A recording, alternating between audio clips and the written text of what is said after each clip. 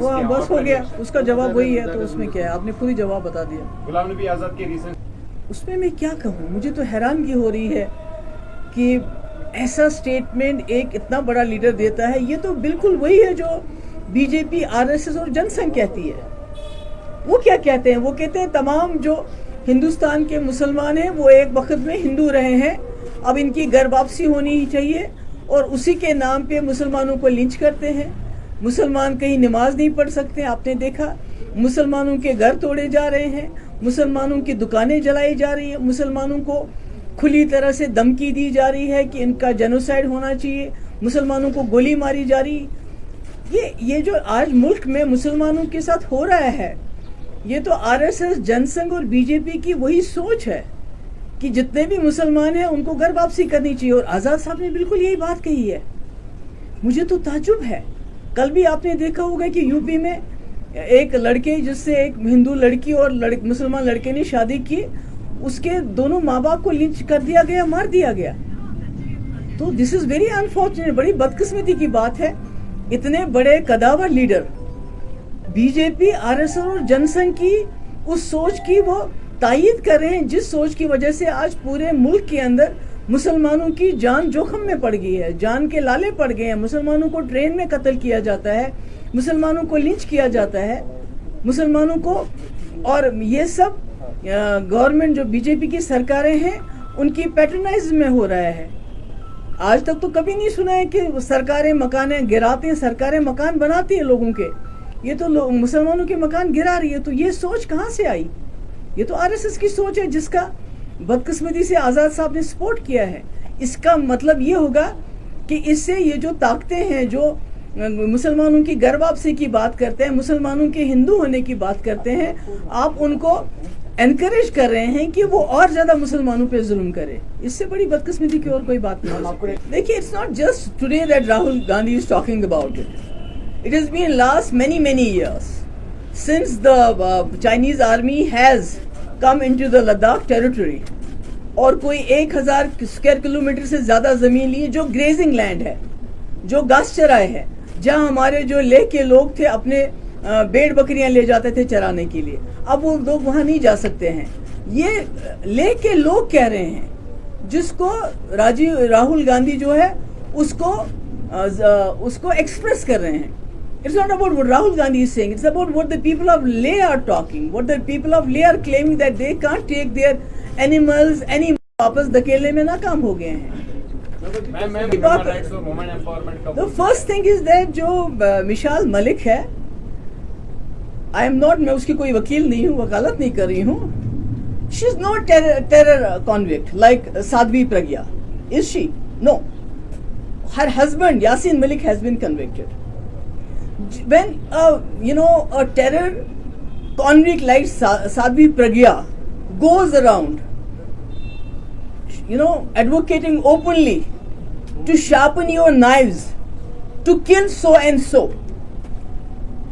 Even the Prime Minister at one point of time said when Sadhvi Pragya used very abusive language about Gandhi ji, he said ki my heart is not going to forgive her, but she is roaming outside like anybody.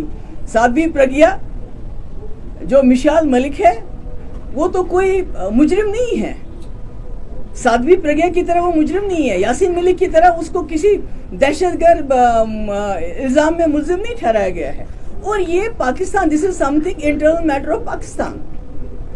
اور I think the B J P government should learn a lesson from them, because Pakistan is trying to reward and honor those people who they think have been pleading their cause in J&K. What about the people like Sheikh Saab? Sheikh Saab جیسے لوگ جنہوں نے جموں کشمیر ایک مسلم majority state کو ہندوستان کے ساتھ ملایا, اکیلا مہاراجہ تو نہیں کر سکتے تھے ایسا. What about that? What has BJP done to him? Instead of awarding him, honoring him, جہاں بھی ان کا نام ہے اس کو نام کو مٹا رہے ہیں. مفتی صاحب جنہوں نے زندگی بھر who fought to win the hearts and minds of people of J&K so that Jammu Kashmir کے لوگ اور ملک کے لوگ نزدیک آتے. When they found nothing against him, then they went to his mausoleum and उसमें ऑडिट किया कि भाई उनका मकबरा बनाया मुफ्ती साहब का, ये बताओ ये पैसा कहाँ से आया है. So I think BJP needs to learn a lesson from Pakistani government. They are awarding, rewarding, honoring those people who they think have been pleading their case in J&K. Contrary to that, BJP is dishonoring, disrespecting the very same people, the very same Sheikh Sahab who was in the forefront of accession of Jammu and Kashmir to the rest of the country. Mufti Sahab who fought for the idea of India throughout his life. So तो ये तो मुझे लगता है कि इससे बड़ी तो शर्मनाक बात नहीं हो सकती है. Shame on BJP for doing what they have done to Sheikh Saab's name. वो है फहाद शाह जिसको बेचारे को 2 साल हो जाएंगे अब जेल में, उसकी या कश्मीर वाला की बात नहीं है. ये जितने भी प्रेस के पीपल हैं, जितने भी यहाँ हमारे आउटलेट्स हैं प्रेस के, उनके एडवर्टीजमेंट्स बंद है, उनको मकानों से बाहर निकाला जा रहा है. यहाँ सिर्फ एक जो मीडिया एडवाइजर है गवर्नर साहब का, who is a private person, उसकी क्या अथॉरिटी है? सारा वो जो किसको ऐड देना है, किसको नहीं देना है, अखबार में किसकी खबर छपनी चाहिए, किसकी खबर नहीं छपनी चाहिए, या तो वो करता है या तो वो था जो ग्रेटर कश्मीर में इनका बंदा था जिसके खिलाफ 25 FIR है.